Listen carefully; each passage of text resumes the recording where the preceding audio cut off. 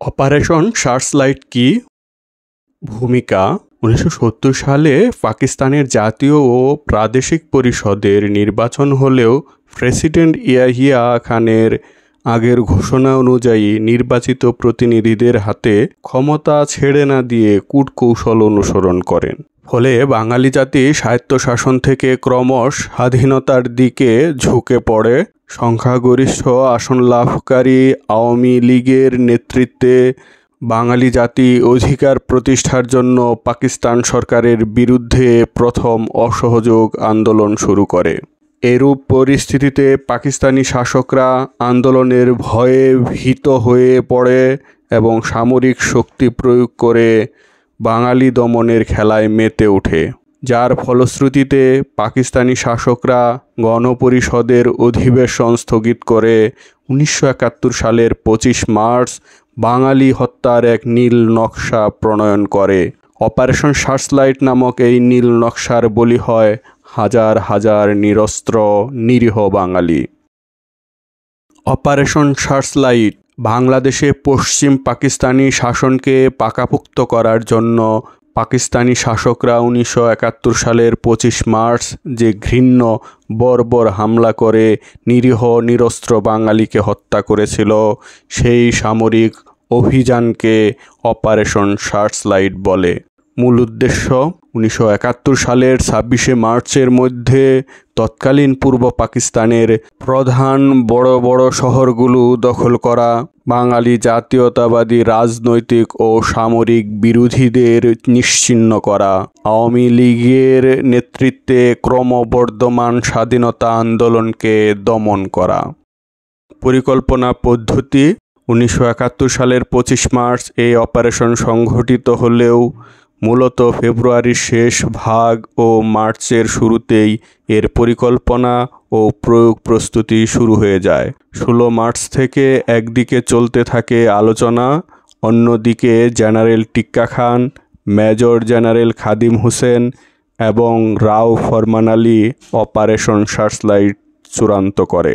19 March থেকে পূর্ব বাংলার east Bengal রেজিমেন্টের বাঙালি সৈন্যদের নিরস্ত্র করা শুরু হয়। একই দিনে জয়দেবপুরে বাঙালি সৈন্যদের নিরস্ত্র করতে গেলে সংঘর্ষ বাঁধে। 20 মার্চ চট্টগ্রাম বন্দরে এমভি সোয়াত থেকে অস্ত্র ও রসদ খালাস হয়। মেজর জেনারেল রাও ফরমানকে ঢাকা শহরের মূল দায়িত্ব দেওয়া হয়। অন্যদিকে 16 মার্চ থেকে চলমান প্রহসনের আলোচনা কোনো প্রকার ফল ছাড়াই শেষ করে ইয়াহিয়া খান 25 মার্চ দেশ ছাড়ার আগে পূর্ব পরিকল্পনা মতো সামরিক অভিযান চালানোর নির্দেশ দিয়ে যায়। ফলে 25 মার্চ রাত 10টায় শুরু হয় ইতিহাসের ঘৃণ্যতম হত্যাকাণ্ড। সাংবাদিক অ্যান্থনি ম্যাসকারেন এই ঘটনাকে 20 শতকের ঘৃণ্যতম প্রবঞ্চনা বলে আখ্যায়িত করেন। অভিযানের সূচনা ও ভয়াবহতা 25শে মার্চ রাতে পাকিস্তানি সেনাবাহিনী ট্যাঙ্ক, মেশিনগান ও মর্টার নিয়ে নিরীহ ও নিরস্ত্র বাঙালিদের ওপর অতর্কিত হামলা চালায়। পাক বাহিনীর প্রথম লক্ষ্যবস্তু ছিল ঢাকা বিশ্ববিদ্যালয়ের জহুরুল হক হল, জগন্নাথ হল, পিলখানা, তৎকালীন ইপিআর ব্যারাক ও রাজারবাগ পুলিশ লাইন প্রভৃতি স্থান। ওই রাতেই গ্রেফতার করে পাকিস্তানে নিয়ে যাওয়ার পূর্বে 26 মার্চ প্রথম প্রহরে বঙ্গবন্ধু শেখ মুজিবুর রহমান সশস্ত্র প্রতিরোধের নির্দেশ জারি করে বাংলাদেশকে স্বাধীন সার্বভৌম রাষ্ট্র হিসেবে ঘোষণা দেন। এই অভিযানে ব্যাপক গণহত্যা চালানো হয়, যা বিশ্ব ইতিহাসের অন্যতম নৃশংসতম হত্যাকাণ্ড হিসেবে পরিচিত। ওই রাতে কেবল ঢাকা শহরে শিশুসহ প্রায় 50,000 নরনারীকে হত্যা করা হয়। ফলাফল, এই অভিযানের ফলে শেখ মুজিবুর রহমান গ্রেপ্তার হন। পাকিস্তান সেনাবাহিনী পূর্ব পাকিস্তানের প্রধান শহরগুলো দখল নেয়। অপারেশন সার্চলাইটের মধ্য দিয়ে বাংলাদেশের স্বাধীনতা যুদ্ধ শুরু হয়। ঐতিহাসিক গুরুত্ব, 25শে মার্চের কালরাত্রি নামে পরিচিত এই ঘটনাটি বাংলাদেশের স্বাধীনতা যুদ্ধের এক ভয়াবহ সূচনা হিসেবে চিহ্নিত। অপারেশন সার্চলাইট বাংলাদেশের ইতিহাসে জাতীয় গণহত্যা দিবস হিসেবে পালন করা হয়। উপসংহার, পরিশেষে বলা যায় 1971 সালের 25 মার্চ রাতে পাকিস্তানি সেনাবাহিনী কর্তৃক বাঙালিদের নির্বিচারে গণহত্যা বিশ্বের ইতিহাসে এক কালো অধ্যায়ের সূচনা করে।